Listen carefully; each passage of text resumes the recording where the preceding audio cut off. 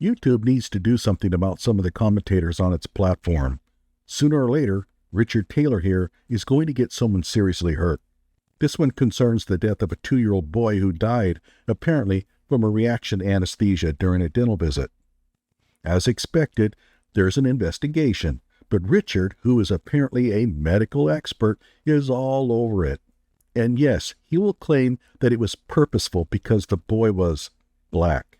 However, while doing so, he will betray the real cause of black suffering in our country. Hello out there. I am trying to get through.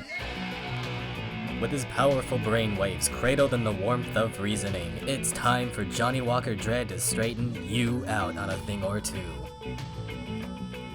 Emanating all the way from exciting Las Vegas, Oklahoma, it's the Johnny Walker Dread Show.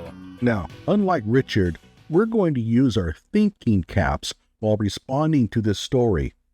Well, not all of us will. Some of Richard's pea-brains will no doubt venture into the comment section, and you'll know them when you see them by their complete inability to write in English. And later, we'll find out why they're so illiterate. All right. Peace and blessings, all praises to the Most High. Imagine taking your 2-year-old son into a dentist's office for simply getting cavities fixed. And the next thing you know, the doctors are coming out of the back room after you waited 45 minutes and telling you that your son is at a hospital 30 minutes away. And you get to the hospital and you find out that your 2-year-old toddler son is dead. That's right. This actually happened to a couple. Just take a listen to this news video and see the outright disregard that they had, first of all, for the child and also for the parents, as these dentists in Valley Gate Dental Surgery Center in Greensboro, North Carolina, killed their son. Hard for any parent to hear. A Salisbury family is grieving tonight after they say their 2-year-old died during a dental surgery procedure. Thank you so much for joining us tonight. I'm Kim Anderson. And I'm John Carter. The inevitable question, how could that happen? Well, WBTV investigative reporter Naomi Coles digs deeper into the story. Ermias Mitchell was David and Shardae's miracle baby. His mom had been told she'd never have children. This video, taken early Thursday morning, is the last time his parents saw Ermias alive. The 2-year-old was at Valley Gate Dental Surgery Center in Greensboro to get teeth caps. Not long after his dad took this video, Ermias was taken back for his procedure. His parents waited in the lobby.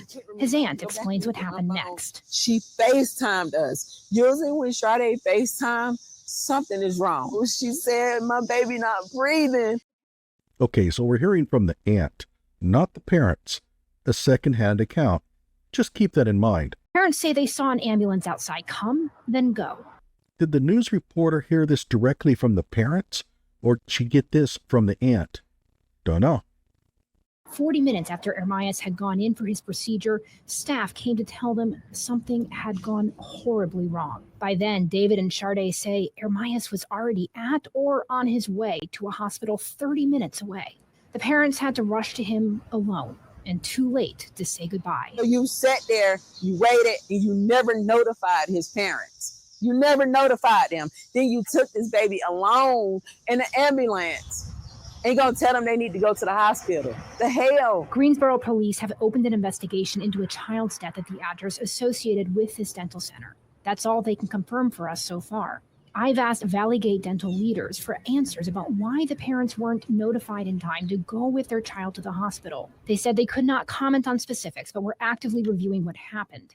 And that while rare, quote, complications can occur unexpectedly, even under carefully controlled circumstances. I'm mad as hell because he was only 2 years old. The facility needs to be shut down, period. Yeah, there's no need for an investigation. Just shut it down. Fire everyone. Make them jobless. And who's that talking? Answers will help, but they won't bring Ermias back to a family left reeling with pain. This baby was going up there for dental work. It ain't like he was having an open heart surgery. That tells me that this was an allergic reaction. the baby wasn't being kept near death's door by an AST like they do in open-heart surgeries. In those cases, the AST can easily lose a patient, which is one reason why those kinds of surgeries are risky. The dosage for dental work is going to be relatively mild, yet the baby died. I would put top money on an allergic reaction. By the way, I made up the acronym AST for anesthesiologist because apparently that field doesn't have one. They do use ANES for anesthesia. Gee, thanks a lot.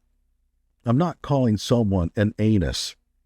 Just to be clear, we don't even know if it was the anesthesia, although there won't be too many other possible causes. I am continuing to push for answers on what went wrong with this procedure to begin with. The family tells me they weren't made aware of any risk beforehand, and the child had no known health issues. By the way, you don't have to push for answers. They're going to produce a medical report. We'll find out then. Valleygate Dental has oral surgery centers across North Carolina, including right here in Charlotte. Yeah, there's one right here in Charlotte, so you know where to go protest. Reporting in the newsroom, Naomi Coles, WBTV, on your side. Oh, so tragic. Thank you, Naomi. Naomi also learned today the North Carolina Dental Examiners Board is investigating this death. Yeah, the family told Naomi, the doctors told them the child's death involved anesthesia and a collapsed lung. Okay, first of all, they mentioned something about no known health issues. The kid was 2. How often do you think he's been under anesthesia before? How would anyone know if he was allergic to anesthesia? As for the collapsed lung, I imagine the collapsed lung was caused by CPR. Someone probably panicked while trying to resuscitate him. He was only 2, so it's pretty easy to blow too much air into the lung.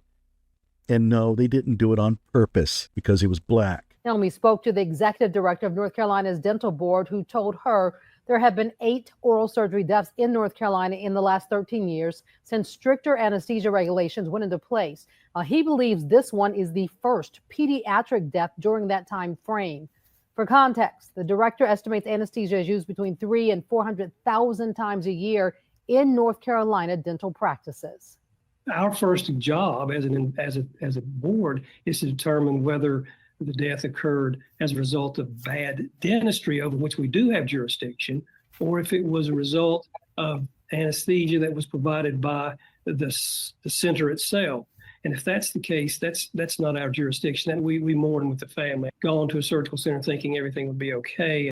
Man, Ermias had some beautiful eyes. And then have come to such a tragic end. If the investigation ultimately points to the anesthesiologist, the North Carolina Medical Board would likely get involved, but they told Naomi today they couldn't confirm or deny if they were investigating at this point. Now, we're also waiting on records from the state about the facility's licensing history. We're going to stay on top of this story in the days to come. Now, can you imagine going through that situation? Now, you see that David and Sharday Mitchell are a young black couple. And Ermias was 2 years old. They actually thought that they couldn't have a child. So he was actually their miracle baby. And when they took him in, you saw the video that he was lively, he was playing, wasn't nothing wrong with him. And they took him back. They said the last time that they saw their son alive was when they took him back, or they gave him to the dentist or the anesthesiologist. Now, first of all, 2 years old, they should have at least allowed the parents back there, because the parents said they weren't even told that they can accompany their child. Now, of course, I mean, I would have demanded to be there with my child. But of course, a young couple, they're figuring, okay, these guys know what they're doing. It's going to be very simple. If there's one life-saving measure you can always employ, it's to place a pair of hysterical parents in the room. Their vast medical experience and frantic calls to do something helps EMS focus on their job. Some in Richard's comment section, which is a total zoo, even claimed that the parents could have saved their boy by telling the staff what kind of health issues he had, like dental offices never collected information at the start of a visit. And we're going to be in and out. He's going to be better. He's going to have his caps. That's going to be the end of the situation. Now, 40 minutes, 45 minutes to an hour later, they sat there. It starts with 40 minutes, then 45, then an hour. Within the same sentence. This is the man that some Neanderthals trust with the news.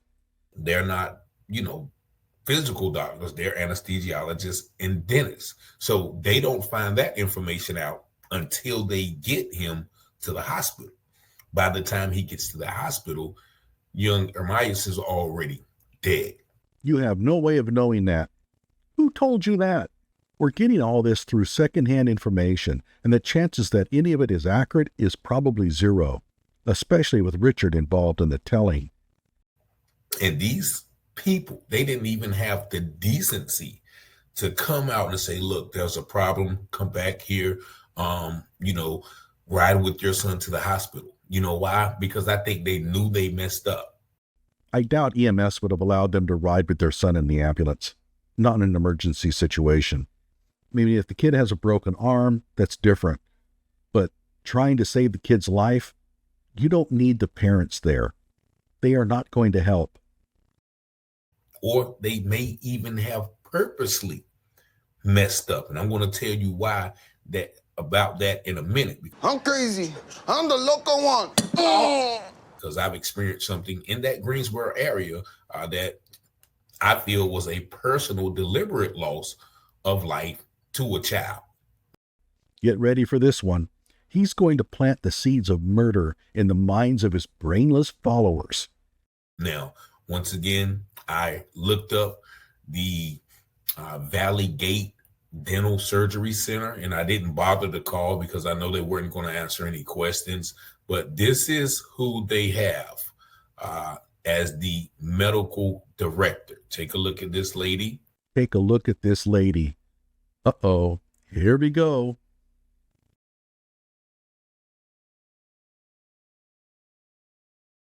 What does he mean by take a look at this lady?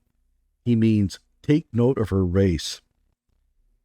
Yeah, everyone, this is the one that he will claim killed the boy on purpose. My God, she's hot. Williamson grew up in Trinidad before moving to the southern United States at the age of 6. She is passionate about providing compassionate care, supporting patients through some of their most challenging moments, and help to ease their fears and discomfort. How, Sway? How? How are you committed to those things that you just said, Dr. Williamson, when your staff, when the people under your tutelage, or you yourself, when you realize that this child was having, whether it was a relaxation, whether you gave him too much anesthesia, which is possible, how in the world could you not inform the parents that something was wrong with those child? Once again, I cannot ignore the racial dynamics of the situation. Well, that's certainly true. Truer words have never been spoken. If there is one thing you can count on, it's Richard not ignoring the racial dynamics of a situation. And if such racial dynamics don't exist, he'll make them up. We'll take notice of some racial dynamics ourselves here in a moment, but not quite the same way. If that would have been a white couple out there, they would have immediately told those white people what happened. But yeah, I'd like to see you prove that. Nevertheless, the last time that they gave little Ermias to those dental people, that was the last time that they saw him alive. Now, the facility released that blanket statement. Let me read that to you. Our thoughts are with the family and loved ones during this unimaginably difficult time. The health and well-being of every patient is our highest priority. Our staff includes an array of highly experienced and board-certified physician anesthesiologists, certified registered nurse anesthesiologists. And now, Richard won't point his finger at the certified nurse AST. Why? He already has a pretty white target, a blonde target. Might take a chance on the nurse AST being black. And nurses, our professionals are dedicated to providing a caring, nurturing environment where comfort, dental health, and safety are of primary importance. What does that have to do with what happened to that young man? And you heard the reporter say when they asked about why they didn't notify the parents, Once again, they hide behind legalities. Oh, well, we can't comment on specifics at the time. That's not a specific, that's a general logical question. Why didn't you let this family know? And so then again, these medical facilities, they can hide behind responsibility. You heard the last expert say, well, now it's time to determine, was it a problem with the anesthesia that was received from somewhere else, or was it a problem with the medical center, administering the anesthesia? Now, if it's a problem with the medical center administering it, well, we can't get involved. But if it is, with the distributor, then we can't. But if it is, then that's going to be, something for the medical board to decide. Yeah, Richard. If it turns out that the AST from the local medical center was involved, then the Board of Dentistry won't get involved because the AST is not a dentist. Oh, God. Oh, God. He makes my brain hurt. I'll be lucky if I can tie my shoes after the show. Now they're saying, okay, well, we don't know which one is being investigated right now. But I think this is a case of probably or possibly even outright murder. Stop. I'm in too deep. Let me tell you why. If you're familiar with the area of Greensboro, I was dating a lady in Martinsville. And here we go. Murder. Take notice that he describes this woman as someone he dated. This was about 10 years ago. We found out she was pregnant. She was staying in Martinsville, which is only about 45 minutes from Greensboro, Martinsville, Virginia. And so we would set up the appointments. She was pregnant. We would set up the appointments and she would go down to Greensboro. And, I would come from Virginia Beach, ride with her to the doctor's appointments 2 or 3 months into the pregnancy. But as you're coming from Virginia to Martinsville, you see a large Confederate flag. And you know who was flying that large Confederate flag? Why, it was probably Emily Williamson. You look at her and you think, yeah, she's just the type that would fly the stars and bars in her double wide while swigging down a fifth of Southern Comfort. A large Confederate flag on the side of the highway. If you guys ever been that way, you know what I'm talking about. And so we get to this prenatal care, somebody who I guess somebody referred it to, whatever. But there's this just mean looking, almost like a German, like it almost looked like, I guess, one of those German people who would, sterilize and mutilate Jewish women when they were going through the Holocaust or something. Yeah, that sounds like Emily. I can picture that. Emily is a dead ringer for an SS concentration camp guard. I wonder how that lady described you. But, I remember one time when she was doing the little examination, like she was doing like this. And, my girlfriend at the time, her private area, like she had the little thing and she was just jumping and she looked like she was just up there. And I'm looking like, this don't look like, it looked like she was purposely trying to destroy the fetus. It's odd that you describe your son as a fetus.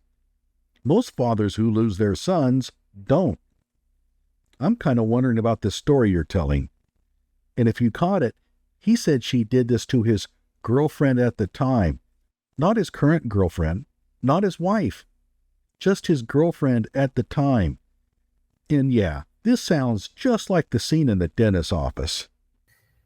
And the next time we came, sure enough, like after that, a week later or 2 or 3 weeks later, when we went time to the next appointment, my girlfriend was like, man, something's wrong. I feel like, something. And the next time that we got there, the next appointment we went, by the time we were supposed to go back, but when she went into the bathroom, the fetus came out. But the fetus came out. This is how he describes the loss of his child. How many of you out there described your kid as a fetus while he or she was in the womb? If I called our kid that, my wife would have either slapped me silly or cried her eyes out.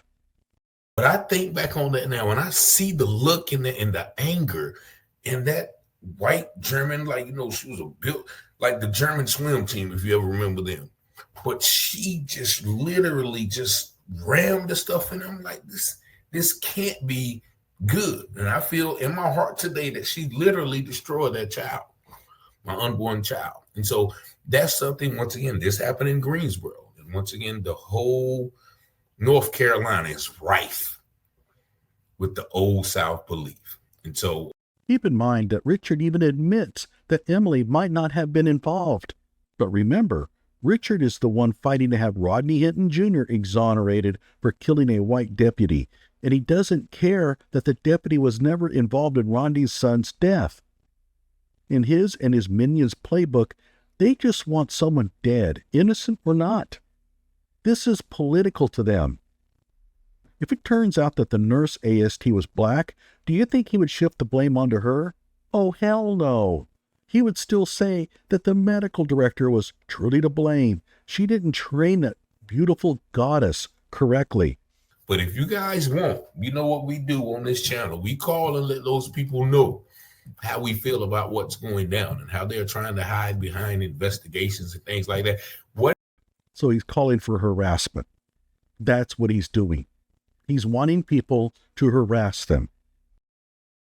Whatever happened, there is no excuse of you not letting that family know that their child was experiencing a medical emergency, and we have called the ambulance, and he is on his way to the ambulance. You get in the ambulance and ride with them.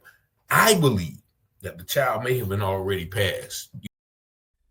Or perhaps the child wasn't, and they were trying to resuscitate the child. They have a child that is dying. They're probably panicking, hysterical. Their thoughts are in trying to save the child, not informing the parents. The parents cannot help them.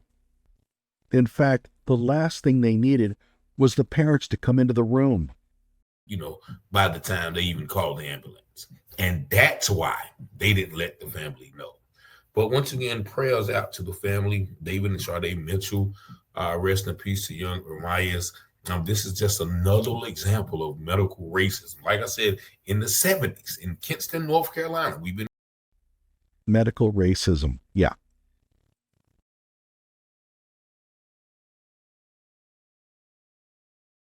But she just literally just rammed the stuff in. I'm like, this can't be good. And I feel in my heart today that she literally destroyed that child. She destroyed that child. Not my child. No, that child. And murdered? Killed? No, destroyed. Like you total a car. How many of you out there think that if his baby had been born, he would still be with this girlfriend? That Richard would have stayed with her to help raise that kid? That kid would have born into abject poverty. He would have had no father figure to help guide him. The chances were not small that he would have ended up on the wrong side of the law. And as soon as he had an unfortunate encounter with a cop, who do you think would have been the first in line to cry police brutality? I'll bet anyone that Richard has at least 5 kids out there that he rarely ever sees. And I would bet dollars to donuts that not a single one of those kids is a benefit to society. Guys like Richard are just machines, knocking up one woman after another and then leaving them behind to raise the kids without their dads. The fetus of his that died is nothing to him other than a conversational piece, like the book of tractors that you have sitting on your coffee table. And the same goes for Ermias Mitchell. At no point does Richard express anything close to sorrow over the news of his death. Ermias doesn't mean anything to him. No kid does, even his own. Obviously, not all black parents are like Richard. Many stay together to raise their kids. They keep their kids out of trouble. Their kids don't have active warrants and treat others with respect. Those parents see the same Confederate flag as Richard does, but that doesn't stop them from raising decent, law-abiding children. So, do you see the real cause of black suffering yet? Oh, I'm sorry. I forgot. The real problem is that Confederate flag. He can't be a responsible parent and help raise a child to be an upstanding citizen because of that damn flag. As for little Ermias Mitchell, I'm sorry you didn't get a chance to grow up and experience a full life. It appears that you're a victim of fate. No one could have predicted what happened to you. It's unfortunate that you're nothing more than a debate prop on social media. Like my video and subscribe to my channel.